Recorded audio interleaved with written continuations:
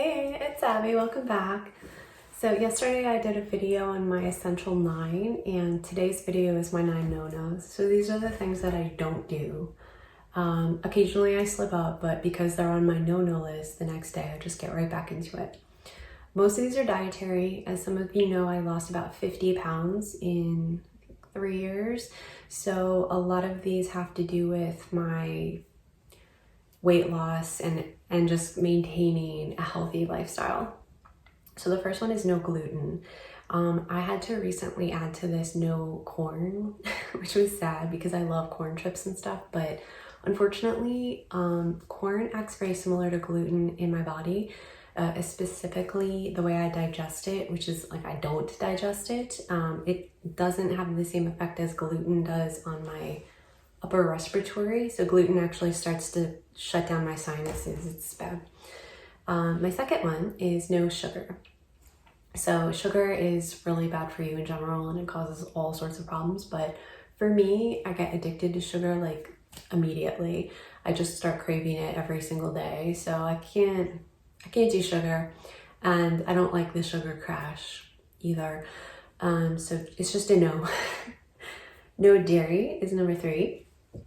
Dairy, I can't do dairy. It's a nightmare on my intestine. I have IBS, so, well, I did have IBS. I don't know if I still do. I took an over-the-counter medication that my friend recommended called IB Guard for years, and I think it actually retrained my digestive system. It's supposed to, but I don't know. I don't really get a lot of the symptoms anymore, but I still get enough that I'm very cautious. No excessive caffeine is number 4. So I have 1 cup of caffeinated keto coffee in the morning, and then I have decaf after that. If I have something from like Starbucks later in the day, I try to make sure I get decaf, or at least half calf. If it's like early enough, it won't mess with my sleep. But yeah, I just find life to be way less stressful when I have only 1 cup a day. The 5th one is no meat. So, there's various reasons for this, but the bottom line is that I just really don't feel good when I eat meat. So that's ultimately what it comes down to. I can eat a little bit of chicken now and then. Doesn't feel great, but I can have a little bit. And I eat fish. So I mostly eat the same 2 fish all the time. I eat salmon and tuna. And like just the crappy tuna you get in the can, not even the good quality one either. I like the one that's like cat food. But I try to get albacore, I think it is, where they don't, yeah, I don't know. I just like it. And other than that, I eat eggs for protein and like vegetable proteins. And number 6 is no substances. So as you know, I took myself off anxiety pharmaceuticals in 2015. I had an emergency supply of Klonopin I always kept for panic attacks, but for the most part in 2017 and 2018, I switched over to, in 2016, I just like overate, by the way. Like I didn't skip that year, I just literally overate. I ate my feelings. 2017 and 2018, I had cannabis instead of pharmaceuticals, which helped a lot. It wasn't legal recreationally in my state, but it was medicinally. I didn't have a prescription, but I ended up getting it from somebody who, I think they got it from a recreational state that's next to mine. It helped me a lot, but at the end of 2018, I decided I wanted to cut it out. I wanted to get rid of my emergency Klonopin supply. I wanted to no longer consume alcohol.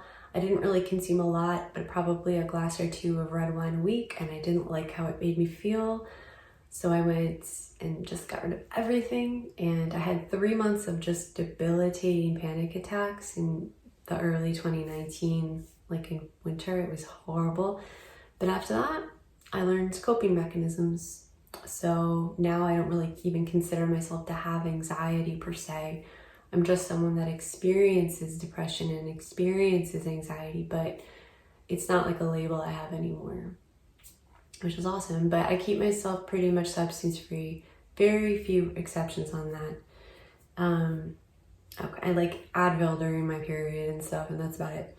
So number 7 is no eating. For like 18 hours. I intermittent fast pretty much every day.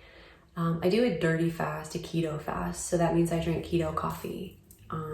But most of it's decaf in the morning. That just means I have a pre-mixed keto for my first cup when I wake up, but after that I just blend MCT oil and usually vegan butter with a decaf cup of coffee, and I'll have 1 or 2 of those. I usually have my first meal around noon, sometimes like around 11, sometimes around 1 or 2, and I generally stop eating around 5 or 6.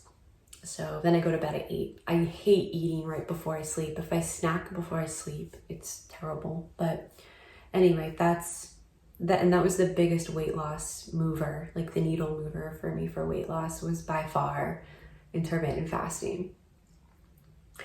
My 8th one is kind of embarrassing, but it's picking at my skin. So I have a condition, they used to call it dermatillomania. I'm not sure if they still do because I haven't been treated for it in like a decade, but I've been compulsively picking at my skin, like a type of OCD disorder, since I was under the age of 10.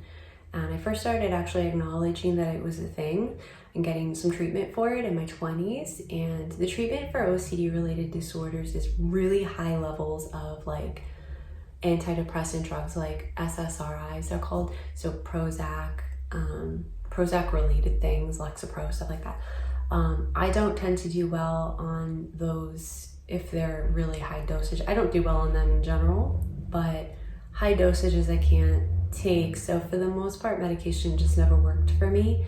It was more about behavioral patterns, interruptions of patterns, and also the acronym HALT. If you have any type of disorder like this, HALT means hungry, angry, lonely, and tired. So those are the 4 times you're more likely to start compulsively engaging in a behavior that's essentially a type of self-mutilation. So that's, like, don't get overly hungry, angry, lonely, or tired. That helps to an extent, but really what helps me the most is just being patient with myself, being forgiving, trying again tomorrow. And the small successes. So like, for example, right now I don't have any face problems. I'm not even wearing any like foundation or anything right now. So this is actually pretty unusual for me. I usually have to cover up a lot on my face, but my face, my chest is fine right now. It's mostly on my legs. So it's winter here in New York and I don't have to wear shorts. I love wearing shorts anyway, and even when I do have scabs on my legs, I'll just wear shorts because I don't care at this point about people's judgment, but the pants help me to keep my hands off of it. So it's just something I personally have to deal with and pretty much always have, maybe always will, don't know, but it's just a day-to-day thing. And the final one is I do not focus on twin flames. So that probably doesn't come as a shock to you if you're familiar to my work, or if you've been like a client or student of mine or in another person's program. You don't focus on it. So I'm talking about the person or the actual concept. So no watching videos about it. I try not to excessively talk about it on my channel that much anymore. You may have noticed that. Sometimes I do a specific video that is targeting people on that journey. However, I usually feel triggered later and then I have to just back away and not do videos for a while. So, I try not to focus on the person. I don't even actually consider that person to be that anymore in my personal life. So I've removed the person from twin flame label and the concept of that journey. So I really try to separate them for myself and just focus elsewhere. Sometimes they're more challenging than others. Obviously, given the work I do, it's extra challenging, but the rewards I get from helping people with something that I struggled with and thinking maybe I can help somebody not suffer for the length of time or the amount that I suffered trying to find things by myself without help for a long time, that is worth it for me. So that's why I do it. So those are my 9. There's some other things obviously I don't do, like dietary wise, like I can't have fresh garlic because I overdid it in my 20s and I just like ate garlic all the time, and now I can only have powdered garlic. It's so weird, but and like just other things I don't do in general. But like I don't smoke, but I never would. So But you know, those are my 9 that I try to keep mindful of. And if I slip up, try not to judge myself, just hop right back into the next day where we start over.